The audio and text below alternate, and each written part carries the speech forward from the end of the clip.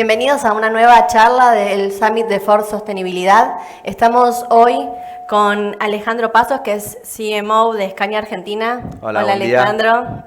Y Jorge Zabaleta, que es socio de PwC Argentina y es líder en la industria automotriz. Y estamos con ellos especialmente porque nos vamos a meter en un tema que es súper amplio, que es la movilidad limpia o la movilidad sustentable.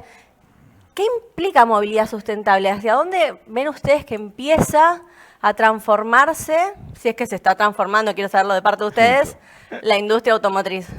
Sí. Bueno, un poco la movilidad, el transporte sustentable, que es lo que me atañe más a mí en particular, está creciendo y desarrollándose ampliamente en los últimos años.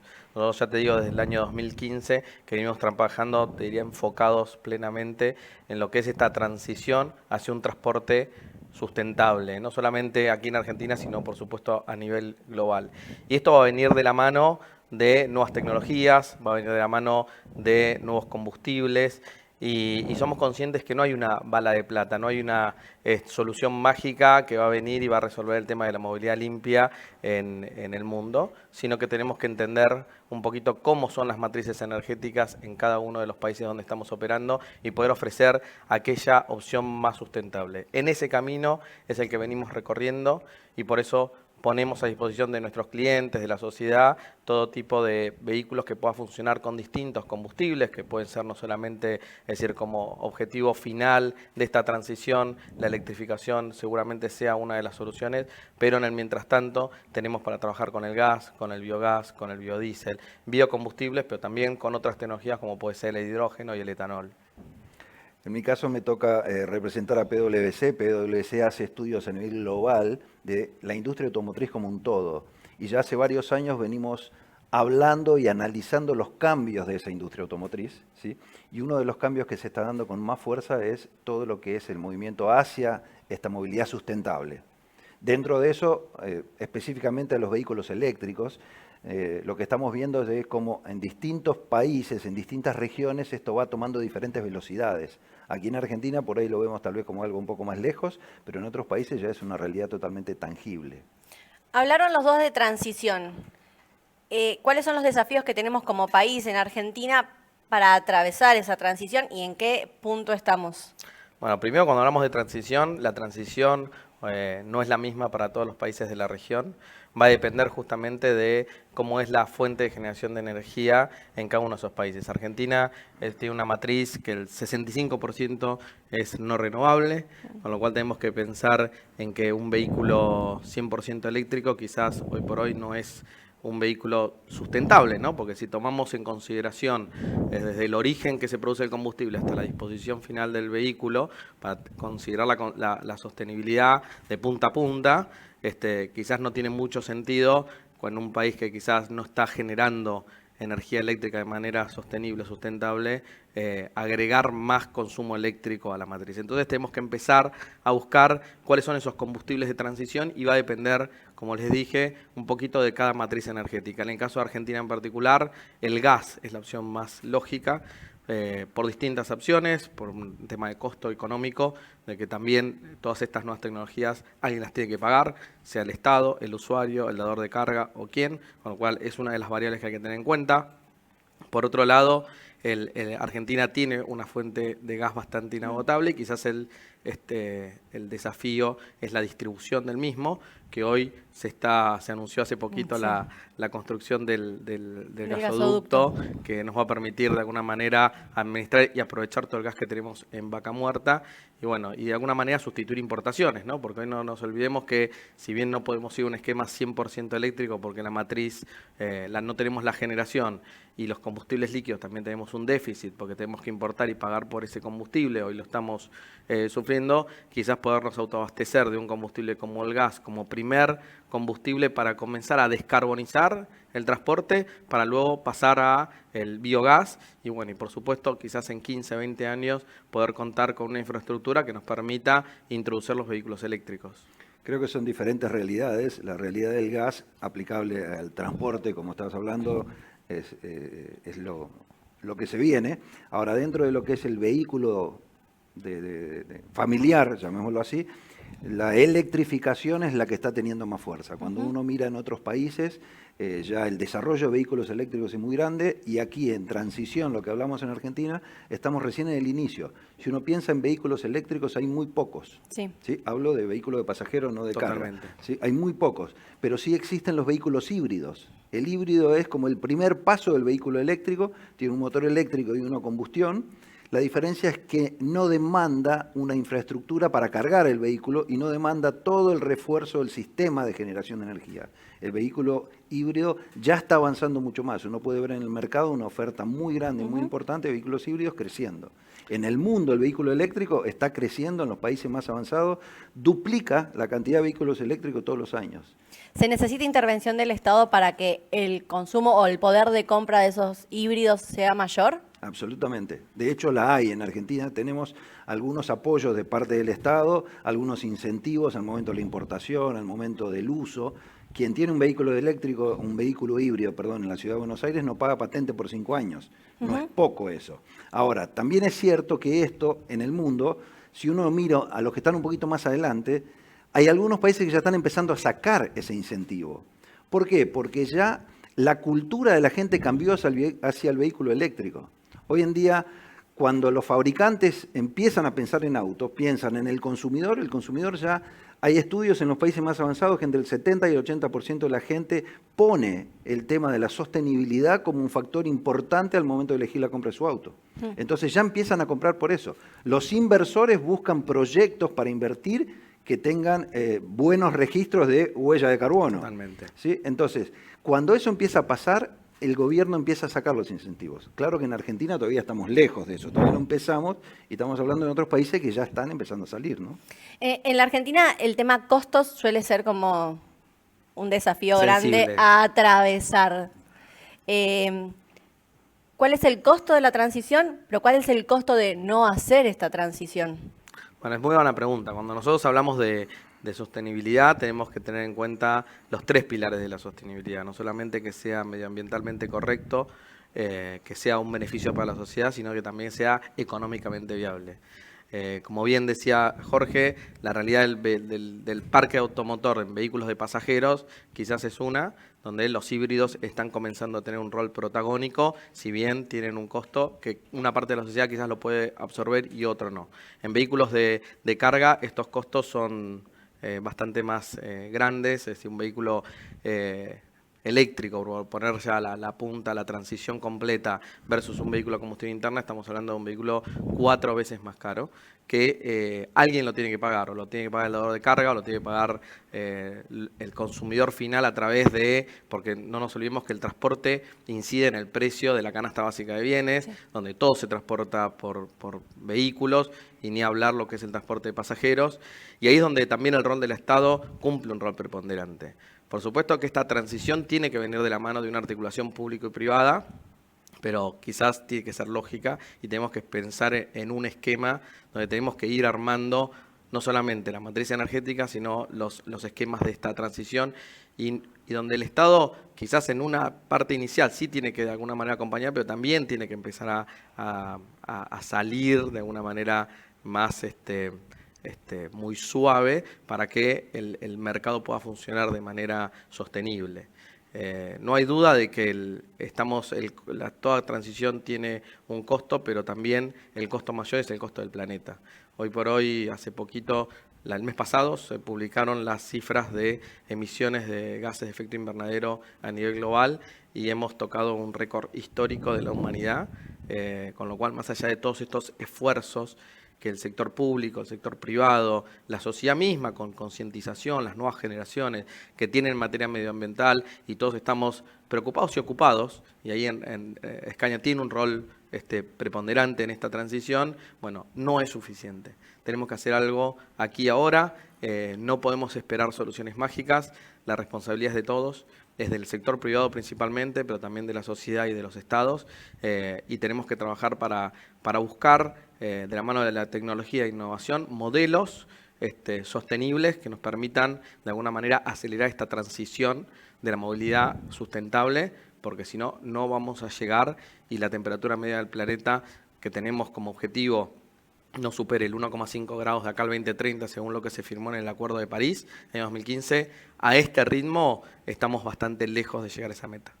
Ese costo ambiental que decías y ese daño al mundo como un todo, es algo que hay una diferencia generacional en cómo se percibe. Sí. Dentro de la industria automotriz, así como en todo, hay un efecto muy grande en la cultura. Todos los que pasamos los 50 años estamos muy arraigados a las cosas que estamos acostumbrados y los cambios cuestan, ¿sí? Imagínate que en Argentina pasar de la caja manual a la caja automática sigue siendo una crítica, ellos siguen criticando, ¿sí? Imagínate dejar de acelerar y escuchar el ruido de tu motor a pasar a tener un auto que no hace nada. Bueno, si yo eso lo hablo con mis hijos, que están cerca de los 20 años, no lo discuten, o sea, no les entra en la cabeza esa discusión. Entonces, en países con culturas muy fuertes, con el arraigo de la historia como el nuestro, eso tal vez cueste un poco más. Pero sin dudas, ese cambio te lleva puesto, ese cambio se viene y no tenés forma de evitarlo, ¿no? Además, la industria como un todo en el mundo va cambiando y nosotros vamos a terminar cambiando en algún momento. Hay que ver cómo el gobierno acompaña desde ese apoyo Totalmente. y desde la infraestructura, porque sin la infraestructura armada es imposible. Es imposible. Pero si hablamos de infraestructura ahí, Jorge, quizás sí es un gran desafío y es una inversión que hoy por hoy los estados están haciendo en algunos países de manera más acelerada y quizás en Argentina hoy por hoy con nuestra matriz energética nos faltaría en lo que es electrificación un poco de estructura, pero tenemos que también aprovechar las capacidades instaladas que tienen los países.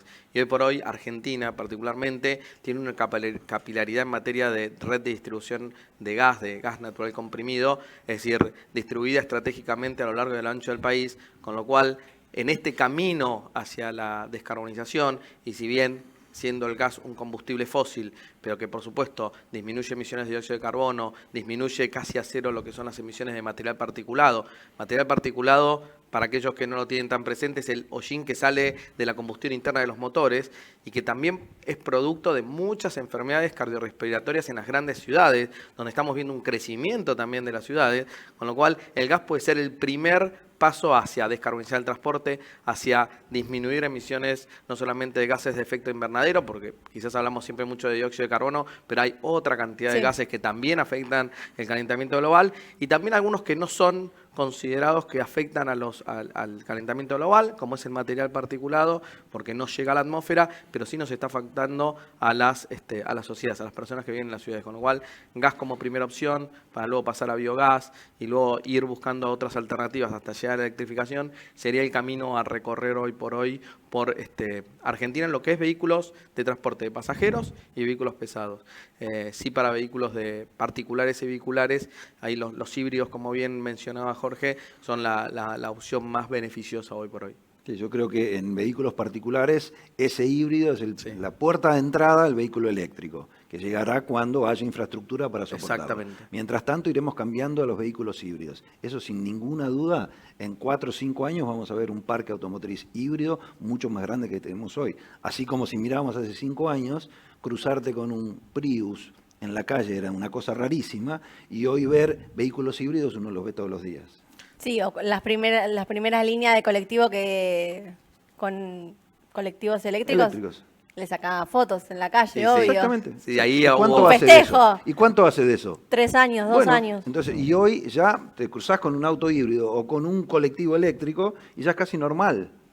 ¿Sí? A ver, todos estos cambios tecnológicos tienen una velocidad tal que cuando uno empieza a pensar y a dar vuelta, lo tenés en la realidad, no lo puedes frenar. ¿Sí? Hace 10 años vos no hacías todo lo que haces con tu celular que tenés en el bolsillo.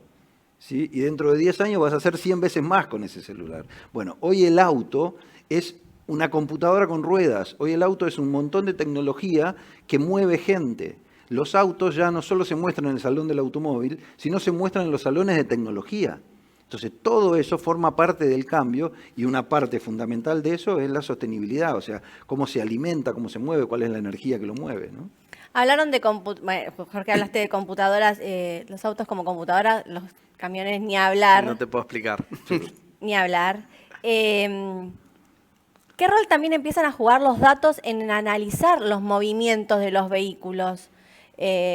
En cómo nos desplazamos, en cómo podemos volver más eficientes nuestros recorridos. Pienso en todo lo que es última milla. Sí, totalmente. Es un rol preponderante. Lo que es el manejo de datos, de información sobre los datos logísticos, es información súper útil que nos permite hacer más eficiente todos los flujos logísticos, no hay lugar a duda.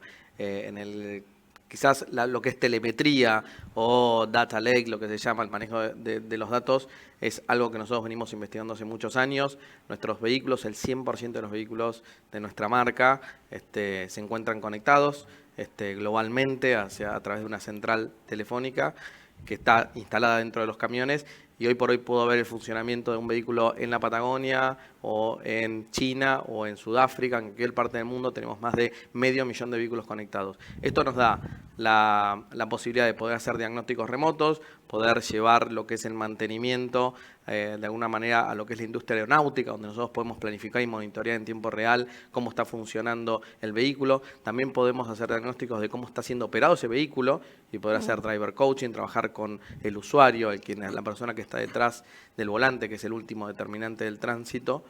Pero también al mismo tiempo nos da una fuente inagotable de información, ya que nos permite, es como tener un campo, un laboratorio global en todo el mundo, 100% conectado, que nos va a permitir o nos permite de manera temprana detectar cómo están funcionando y operando cada uno de esos vehículos y de alguna manera hacer desarrollos, innovaciones y nos acelera el ciclo de vida. Hoy no hablamos de grandes lanzamientos, hablamos de que hay una actualización permanente, de la misma manera que en la tecnología hablamos ya, es normal que vos enciendas tu computadora y quizás tenga que bajar actualizaciones, o lo mismo en el teléfono. En los vehículos es lo mismo.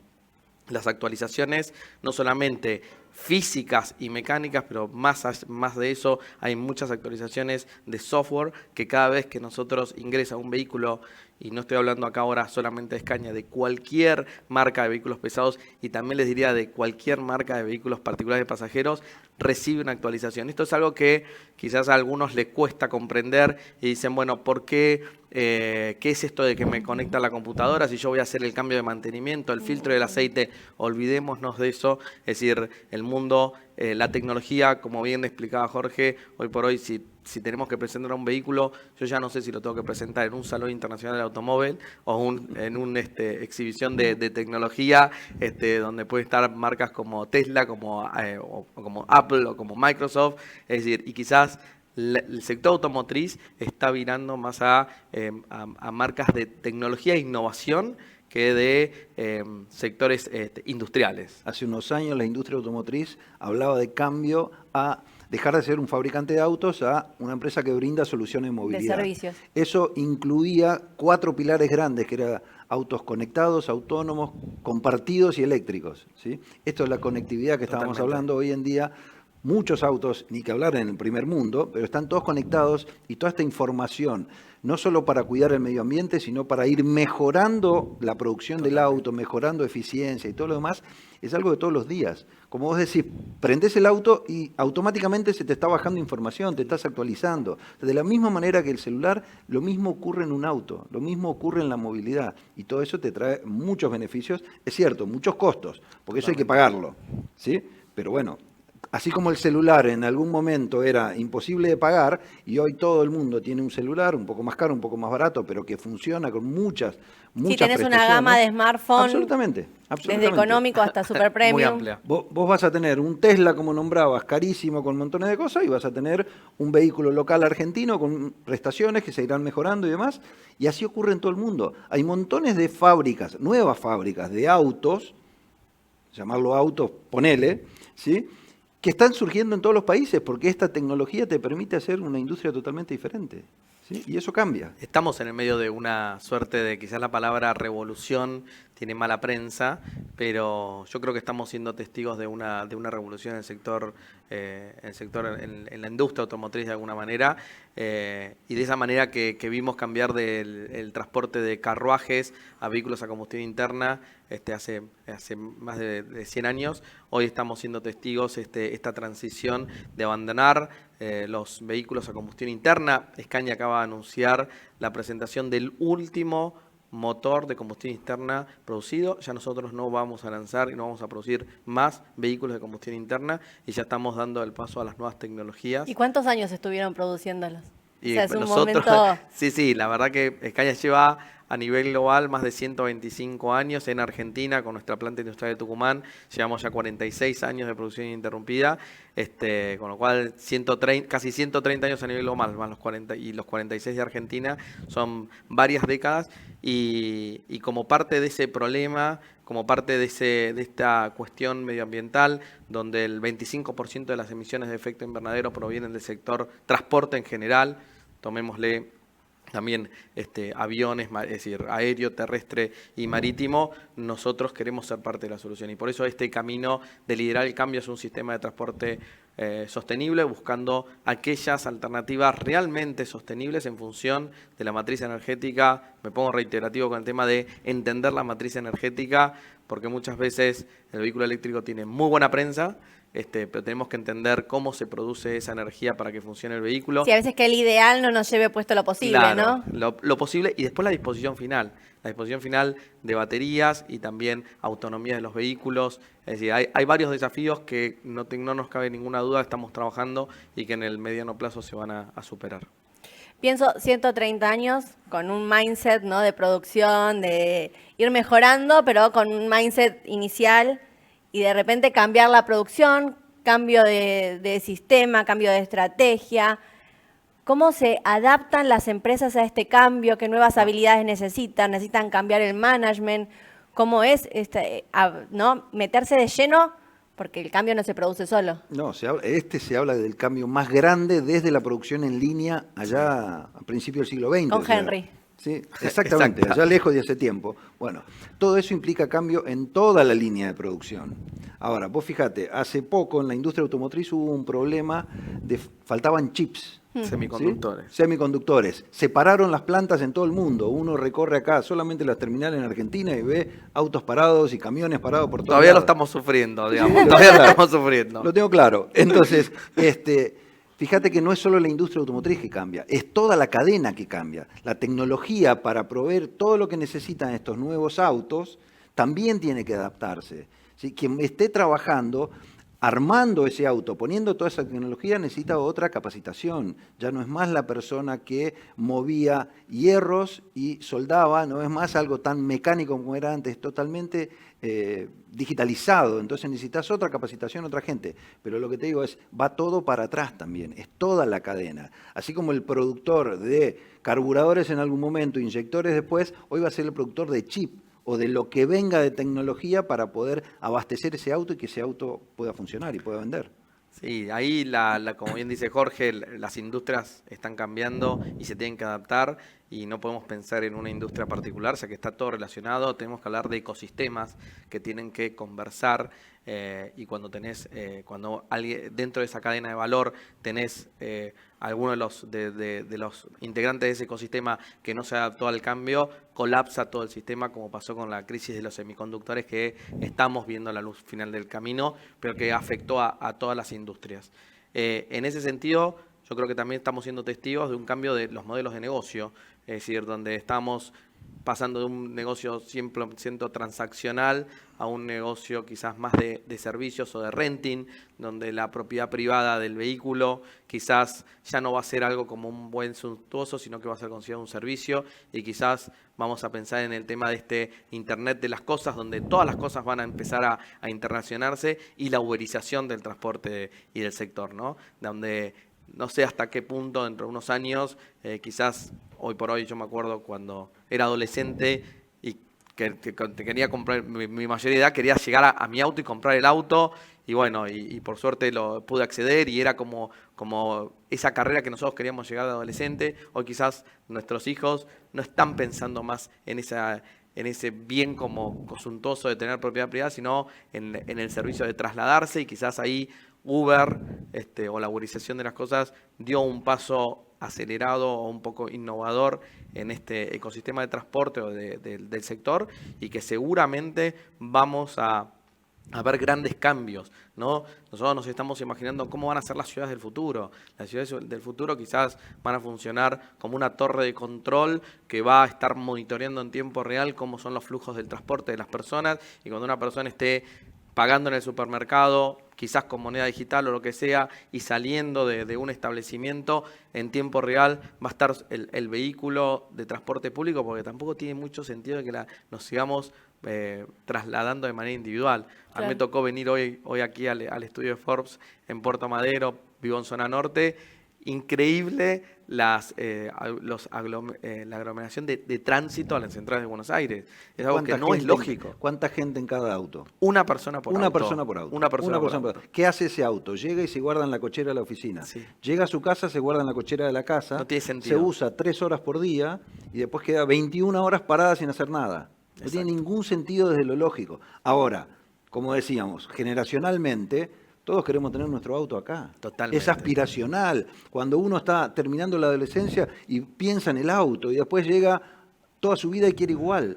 Entonces, hay que cambiar el chip de la cabeza también, no solo el chip del auto, el chip de la cabeza, para poder aceptar ese cambio. Totalmente, totalmente aceptar el cambio.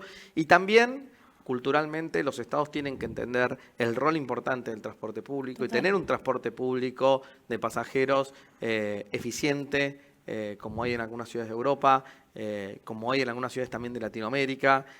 Me gustaría invitar a toda la audiencia a que pueda visitar el sistema de transporte público de Transcaribe en Cartagena, Indias, en Colombia, donde revolucionó la ciudad de Cartagena. Y ese pequeño piloto que también está en Bogotá con Transmilenio y que también lo tenemos en otras partes del mundo, en Europa, pero que está en Latinoamérica. Tenemos sistemas de transporte público que funcionan bien y quizás esos proyectos de país, porque son proyectos de mediano y largo plazo, son los que tenemos que como sociedad impulsar y pedirle al Estado también de que tenga estos proyectos de largo plazo para que tengamos un transporte público de pasajeros sólido, eficiente, y que en estos casos nosotros, en lugar de podemos abandonar este esquema de utilizar los autos particulares y movernos en transporte público. ¿Cómo es el modelo de Cartagena?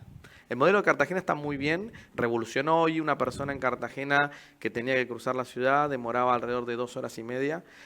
Hoy puede recorrer la ciudad en el sistema Transmilenio, Transcaribe, en 45 minutos. Es un desarrollo que se hizo con la alcaldía de Cartagena y el sector privado, con vehículos a gas que disminuyeron todo lo que son emisiones, ruido y material particulado, y por supuesto desarrollando también las economías sociales. Hay que entender también de que había mucho transporte público informal, y para toda esa gente que trabajaba en la informalidad pasó a ser parte de un sistema público-privado y son parte del servicio que ofrece en Cartagena. Realmente Triple impacto total. Triple impacto total.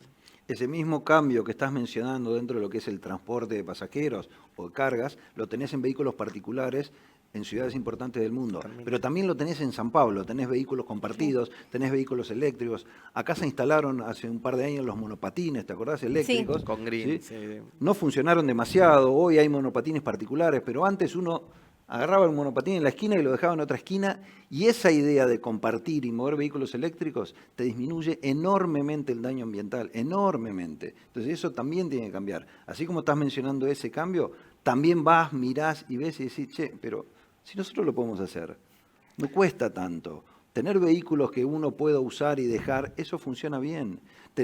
Y cuando estoy hablando de vehículos, estoy hablando de movilidad. Puede ser un monopatín, puede ser una bicicleta, puede ser un auto chiquito. No hace falta que todos nos subamos a nuestro auto en nuestra casa, vengamos hasta acá al centro, todos los que tenemos la suerte de venir en auto, venimos hasta acá y generamos toda esa huella. Esa marea de gente que viene quemando combustible todo el tiempo, todos los días para venir, para volver.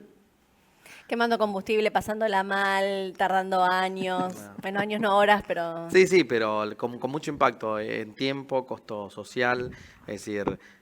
creo que tenemos las condiciones como para poder hacer el salto. Es cultural, hay una parte cultural, hay una parte también de infraestructura donde el Estado en el inicio de estos cambios tiene que, por supuesto, intervenir beneficiando o dando algún incentivo para que estos sistemas funcionen y después desapareciendo. No podemos tener un Estado siempre presente en todo esto, en estos cambios de sistemas de transporte, pero seguramente vamos a necesitar, es muy necesario la presencia del mismo para hacer esta transformación. Y una vez, como hicimos con los sistemas BRT, que tienen sus carriles exclusivos, y hoy por hoy si uno toma en la Ciudad de Buenos Aires el bus, el Metrobús, puede de alguna manera, pues yo algunas veces estoy parado en un semáforo y veo el bus que pasa y digo, pero ¿cómo puede ser que él vaya más rápido? Y bueno, esas son cuestiones que nos van a ir incentivando a abandonar el uso de vehículos particulares y ir migrando a lo que es el transporte público de pasajeros.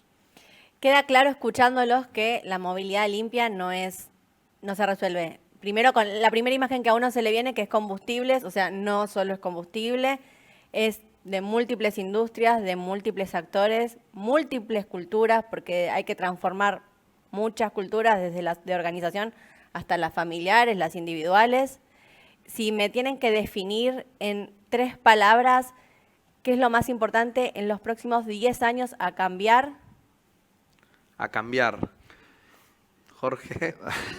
Y con esto cerramos. A cambiar, te digo, yo lo reforzaría por el lado de la definición de país, hacia dónde queremos ir, y en esa definición de país incluye tanto lo que es la normativa para incentivar los vehículos más limpios, como la infraestructura necesaria para sostener ese sistema.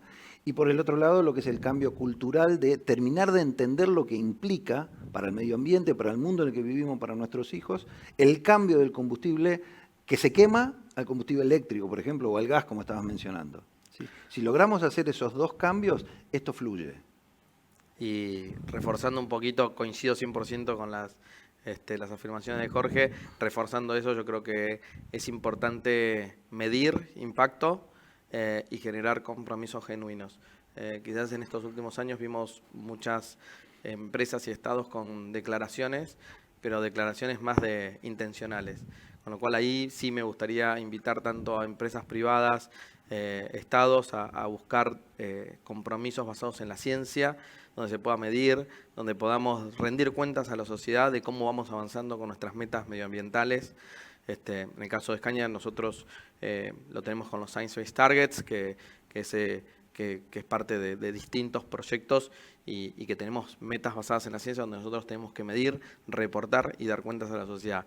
Eso me parece que es el camino que nos va a permitir realmente hacer un cambio, porque todo esto tiene un costo, por supuesto, y ese costo lo tenemos que afrontar como sociedad, el sector privado y el sector público, pero tenemos que hacerlo. Es inminente y bueno, y los reportes de los últimos años o del mes pasado respecto de cómo vamos con el tema, más allá de todas estas declaraciones de gobierno, no estamos cumpliendo las metas medioambientales que nos propusimos como planeta, y el planeta lamentablemente no tiene un plan B. El planeta, la realidad es ahora. Y tenemos que hacer el cambio ahora. Y además, no hacerlo ya nos afecta a nosotros y ni que hablar a nuestros hijos. No es de acá X cantidad de generaciones, es inminente. Es ya. Es ya. Gracias a los dos por estar, gracias por tanta data. Muchas gracias a vos. Seguimos con For Sostenibilidad.